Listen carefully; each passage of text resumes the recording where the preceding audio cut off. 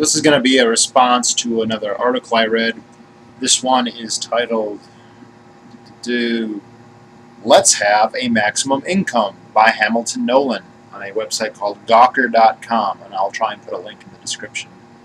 Now, maximum wage is actually not something you hear that often, and in terms of fears that it might come to pass, I think that it's pretty low. However, the arguments for it, a lot of the things that people will say in favor of it are the same arguments people use for basically every other kind of progressive taxation or taxation generally, anti-rich, anti-entrepreneur, pro-government, has a right to everything kind of logic. So I think it is useful to look at. I didn't like quoting as extensively as I did the last one, so I'll try and keep this a little bit briefer. Let's see. One thing is the writer basically wants to set a maximum wage of $5 million a year. It's a completely arbitrary number that he just defends by saying that's more than I imagine ever wanting, and that's more than anyone else could imagine wanting. And anyone who wants that's actually greedy, but I'm just being really nice and putting the ceiling that high, and really it should be even lower, but I'm just, since I'm so philanthropic, I will allow people to keep that much. And then anything above that, he actually only calls for a 99% tax on all income over $5 million. So it's really not even a maximum wage, but effectively, I guess.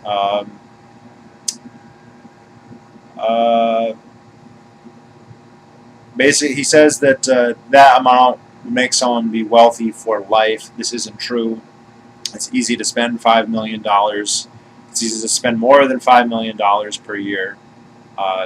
Most wealthy people reinvest a lot of their income into either whatever business they're running or other businesses, and to take away that income greatly hamstrings their ability to do this. And so you might have a very successful business, and something happens where that business is no longer successful.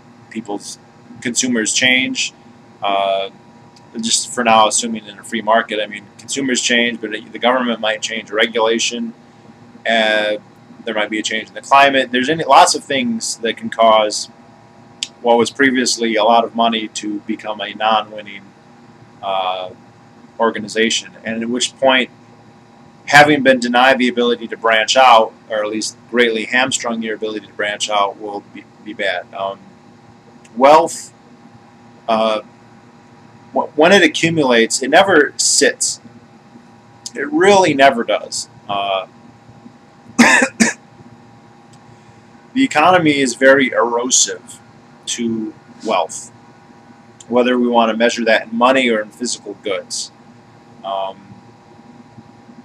And if you are not actively engaging in acquiring more, or at the very least sustaining what you have, it will erode away. I mean, if someone just is, let's say, inherits, say my parents were very wealthy, and I inherit just a huge quantity of gold, 1 million ounces, let's say.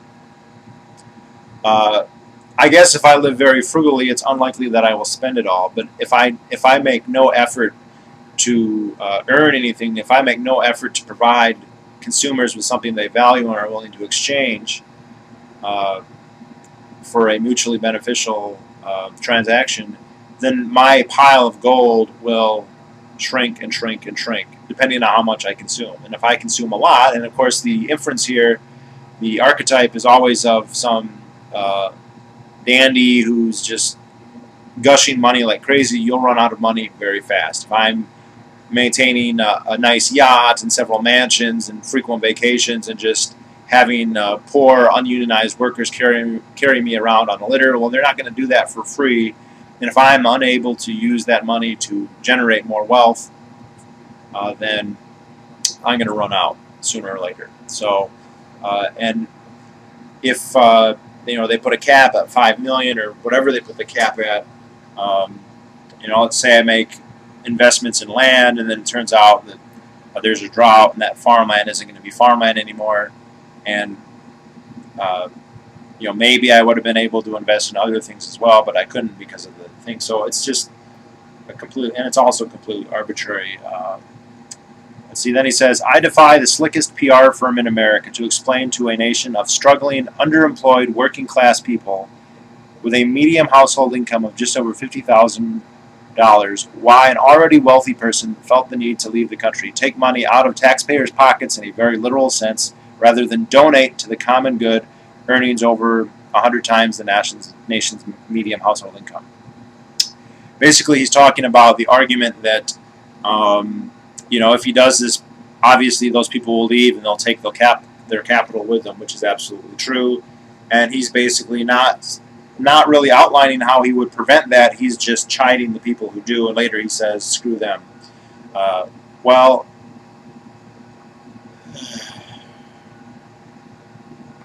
this is just, there's a couple assumptions here that are pretty erroneous. It's not stealing to keep your own money. The presumption there is that the government owns all money, owns all wealth, which is absurd. They don't create all wealth. If you want to argue that, well, they're an institution without which there wouldn't be any wealth, we could argue that about every institution. If we didn't have agriculture, our society would be radically different. Religious people tend to argue that if we don't have religion, our society would be rather different. Maybe we don't agree with that, but I can list any number of institutions that could very plausibly be claimed to be the linchpin of society, so to speak, or at least a necessary link in the chain of production. Government is actually one of the most dubious institutions on that list. If it weren't for monopolizing certain goods and services, it's unclear how it's necessary. The other thing is the conflation of common good with the state. Now, I don't believe in a Benthamite version of the most good for the most people. I think that's very problematic. I believe in subjective theory of value. However, even if I didn't, what the government does, at least often, is not in the best interest of anybody but the government. In fact, it's an empirical fact that they allocate funds in a way that they feel will benefit them the most, usually politically. It depends on the system. If you have a system like a dictatorship or a monarchy, they allocate funds that directly go to them personally. So a king will build himself a palace, a dictator will build himself a palace. Politicians in democratic societies have slightly different incentives, but those incentives are not to do the best, most good for the most people. It is to ensure their legacy, to become popular, to become as the apex of society, so to speak, and that means to spend money in a politically motivated way. You dole out the money that you take in through taxation in a way that's going to benefit you at the polls, as long as there's some kind of electorate. And so to just assume that it's for, quote, the common good, and I realize what a nebulous term that is anyway, is kind of silly. And so to say, well, anyone who leaves and takes their money is just denying the common good. We can think of any number of governments, and I won't use the most cliched examples, but let's say I lived in South Africa during apartheid, and I didn't like apartheid, and I thought it was racist, and I didn't like the way the South African government treated the Bantustans, and I didn't like the fact that 10% of their budget was going to buy nuclear weapons and develop nuclear weapons and develop biological weapons to kill black people, which is what they were attempting to do. As far as I know, they didn't succeed, but they were spending tax money to do it. And I said, you know what, I'm going to take my wealth and I'm going to leave so that I don't fund that. As far as this guy's argument goes, he would be denying the common good because he was withholding tax money, when in fact that's not clear.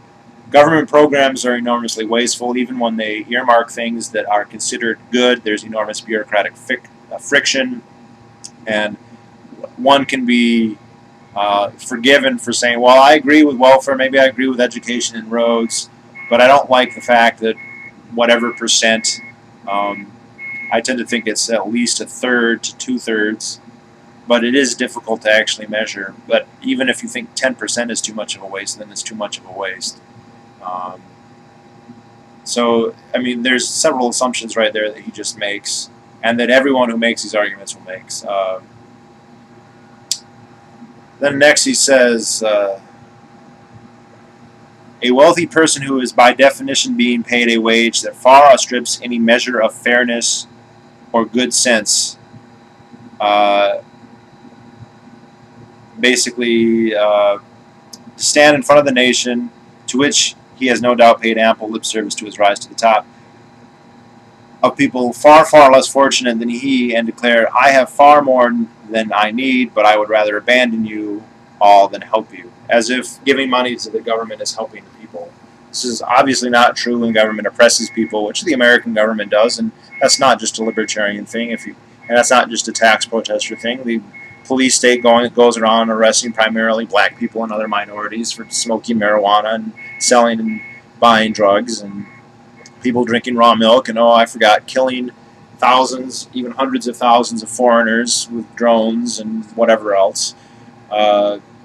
So I don't see why I should have to help with that. But then the other thing, he says, by definition being paid a wage that far outstrips any measure of fairness or good sense. Well, if we're going to be so explicit, then you would have to define fairness and good sense, which he never does, and which I've never heard. And when I ask people, usually when I get in debates with people, I'll have a lot of questions for a socialist, because every thing that they say will be laden with assumptions and implications, and that you can advance an argument by asking a question that already assumes what you're trying to prove, which is a basic fallacy, but it's super, super common. But anyway, you'll ask, and I never really get answers to this.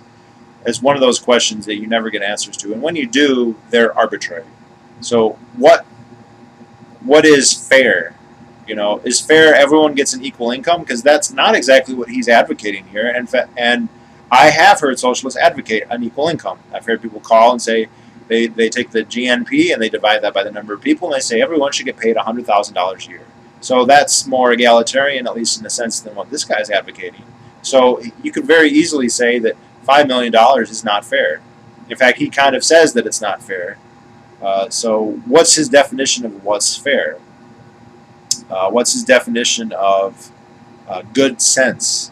Basically, these are just code words for my personal opinion, which has no scientific basis whatsoever, and basically my preferences should become law that everyone else has to live by.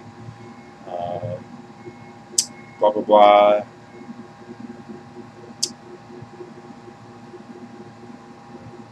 Yeah, no, then he describes their paying taxes, the rich people paying taxes.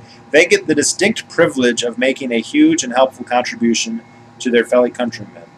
Give them awards, lavish them with praise, publish the names of the highest taxpayers in laudatory newspaper columns, allow them to bask in civic pride, but take their money. They have plenty. This is assuming everybody values those things the same way you do, which they don't. And if you're going to force them, you're going to have some kind of objective reason why your personal preferences of what is valuable supersede theirs. Also, this system of civic meritocracy in lieu of pay demonstrably does not work. Every socialist economy that's ever existed has attempted to motivate people in this way by giving awards. I used to hear it said that the Red Army is the most decorated army in the world because they have to give people medals, and they're not going to give them pay raises, but they can say, oh, here, blah, blah, blah. I've seen propaganda videos done by the communist Chinese under Mao where they were trying to encourage communes to produce more rice or whatever other agricultural products, and they say, oh, there's a competition, and they're all eagerly working.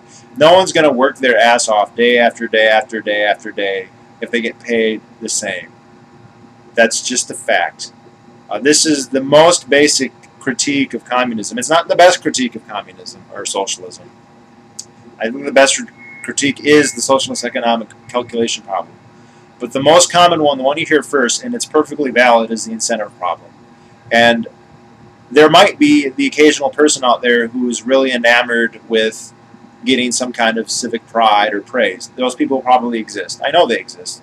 But that's a tiny, tiny fraction of people. And for everybody else, there's no incentive to work very hard, to invest capital, or to take the time and effort to accumulate and develop capital if they're not going to receive rewards for it. Now, there's a couple other general assumptions that this guy makes. One is that I didn't exactly quote it here, but he basically says if you're making money, it's bad because other people are poor. That really only makes logical sense if the amount of wealth in society is fixed, at which point one person gaining necessarily implies another person loses. And this is the inference and the implication, and occasionally the explicit view of socialist and wealth redistributionists who say, okay, if person X is wealthy, then that's the reason person Y is poor. And that is true if person X stole from person Y. And I would agree that a corporation that receives subsidies via taxation, via the government, or if they do it on their own dime, which is extremely rare, but it has happened, that would fall into that category of exploitation. That would be ill-gotten gains. That would be unfair. That would be something to work against. However, if you actually earn a living through voluntary exchange, then you are by definition increasing the aggregate wealth in society. You have become very well. Let's say I work and maybe I do it myself, or maybe I hire a whole bunch of people. Doesn't really matter. And I produce a good. I have to take all these factors of productions, resources, human labor, I combine them, produce a product, and maybe some people look at it and they decide they don't need it or they don't want it. Other people look at it and they decide that they do, and we haggle about a price, and I end up selling these things, and I make a profit, and the people who buy it, I'm not forcing their hands. They value the product I'm offering them, product or service is irrelevant really, more than whatever the price is that we've agreed to spend, whether it's measured in dollars or gold or barter. And in that transaction, I'm better off, and they're better off. At the very least, we both think we're better off at the time of the transaction. It's possible that we might regret it later, but that's always true. That can certainly be the case with the government program. So if I were to accumulate vast wealth by doing this, nobody will have become impoverished because of it. In fact, I will have made the world a better place. Logically made the world a better place. And there's nothing criminal in that or worthy of expropriation. Now, if I went to the government and said, make everybody my customer, say, I don't know, hypothetically, levy a tax on anybody who doesn't buy my health insurance, then yes, that would be an ill-gotten gain. Another real common, I don't know if it's a misconception, but it's kind of a blind spot in this, is there's a real heavy emphasis on income equality. But income equality does not equal egalitarianism. It's not like I give a shit about egalitarianism, but who cares? Like, let's say I own a really nice chalet, a big pool, a couple hundred acres of land, a couple restaurants, a couple hotels. Maybe I inherited it, maybe I earned it, doesn't really matter. And you live in an apartment, 1,000 square feet with, you have to share a bathroom with 5 other tenants, and, basically, you don't have a car, you don't have a garage, you don't have a lawn, and we both make $50,000 a year. Who's wealthier? Obviously, I am the person with all the property. And just if you were to look at income, you would just say, oh, well, you're equal. No, you're not equal. And this is kind of the big misnomer about Europe, where there is, in general, more income equality, but there isn't more wealth disparity relative to the United States. I think the United States kind of fits in the middle. There are European countries that have less wealth disparity than the United States, and there are European countries that have a great deal more. So I'm just checking I have to catch a sample here in a little bit, but I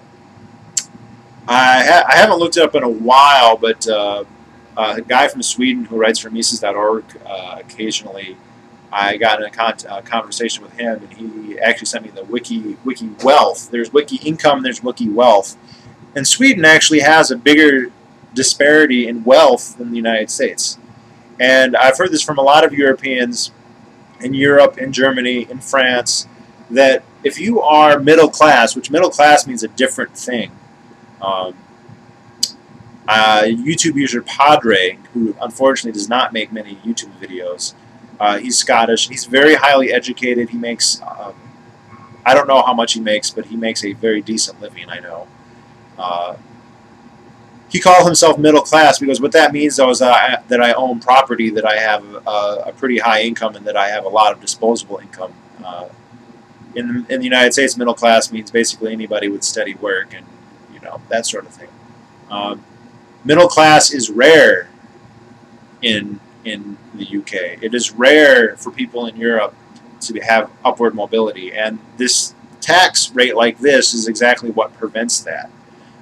If you were aristocracy, and this is literally true, especially in some of these socialist countries where you have royalty, like the King and Queen of Sweden or the Netherlands or England for that matter, Norway, or industry that was favored beforehand, before the regulations, or that's specially favored by the state. So in Germany, this would be like the Krupp Works or any of the various auto companies. It's also the case in Japan. They have an emperor as well. Those segments of the population are very wealthy. The underclass is not very wealthy, and there's practically no upward mobility. I heard Brian Kaplan wrote an article comparing the lifestyles in the United States and Europe, and he said the United States may be the place to get rich, and may be easier to get rich in the United States, but Europe is the best place to be rich. If you're rich in Europe, you have it made in the shade, and no one who's not already wealthy in Europe is ever going to get there. Or at least it's statistically even less likely than it is in the United States. Not that it's real common in the United States, but there's practically no upward mobility in Europe. But people who are already established, they live in castles, they have the actual chalets, they own vast amounts of land that would be of incredibly high property values, and they go around in their custom-made speedboats in the Italian Alps and hang out with George Clooney and a whole bunch of liberals who favor high taxes. Another thing here related to that topic is that this basically prevents competition for established industries. This is one of the necessary effects of this. Now, the argument kind of is it's not very likely that a regular person is going to compete with an already well-established, wealthy company. Let's say Ford or General Motors, although General Motors is in absolutely dire straits and Ford's not that far off. But let's just assume they're really successful, multi-billion, even trillion-dollar companies. And they would say it's a pipe dream to imagine that startups are ever going to compete with them. But if those big companies are making a profit, then that is an incentive for people to try. And what you will get is people who will start at a smaller scale, most of whom will fail, but a few of whom will succeed. And their succeeding will actually probably entail diminishing the profits of the already established companies, which will stimulate them to become more competitive, which is to say provide greater goods and services to customers at lower prices, which is always a terrible thing, I know. And eventually some of these companies will likely, necessarily, as long as the profits are still there, become actual competitors. And the other side of that is if you have successful companies, other industries, let's say Microsoft decides that, Bill Gates is successful and he says, you know what, I want to get into the car industry. I have enough money that I can get into a big way. I can afford extensive startup costs. But that will never happen if, in the case of Bill Gates, if all of his income is taxed over a certain amount, or if there's a maximum income, then he'll never have the extra resources to reinvest into competing in the third industry. And anyone who starts out small will never get big, ever. And so they don't care about the income equality. Helps the people who are already rich. It doesn't help the people who are trying to get rich. And so we'll have more monopoly, more oligopoly, less competition, stagnation in customer service and supplies. There'll be less innovation, yada, yada, yada. It's just an absolutely terrible, terrible idea. And it's laden with a whole bunch of unsubstantiated beliefs about what is fair, what's not fair. Again, they're totally arbitrary, never defined, never even admitted that it's necessary. But if you're going to say, well, by definition, it's unfair for you to have that much money, I mean, I could just as easily say, well, by definition, it's unfair for the state to take that much money. I mean, how the actual tax rate that he's selected is arbitrary, and Okay, so he should select a different one, but that one would also be arbitrary. And again, assuming that the government is the common good, that we're helping each other by doing that, not a political class. I'm surprised. Even leftists tend to think the government does bad things at least some of the time, and it's amazing that somebody can look at cynically at the established political order, but then theoretically just say, well, but they should have plenary powers or total powers, or that they should own everything literally and just let us keep some of it. I don't understand that. I mean, even it's like I could say, well, it would be great if my boss would never fire me. Like hypothetically, it would be awesome if my boss said, you know what, I'm never ever going to fire you no matter what you do. I would love that. But that's not the real world, and so I'm not going to act as if that's the case, because it's not the case. And so because you wish there to be a certain type of government, which nobody is satisfied with the type of government. Some people want more, some people want less, some people want this or that candidate. But to realize that the government's not the way you wish, but then to give it the powers that you would want the government that you imagine as being perfect, is completely insane.